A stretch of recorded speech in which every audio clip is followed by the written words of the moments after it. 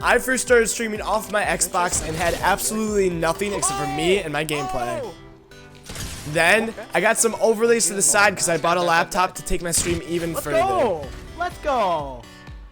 After that, I got a face cam so that I can do a little bit of a face reveal to you guys and increase my engagement on my streams. Oh my gosh! Quite a bit of people in our next. Then after that, it was my birthday. I did a birthday stream with birthday cake backplanes, custom scrims, and birthday Welcome to the alerts. stream, dude. Thank you so much for wishing me a happy birthday.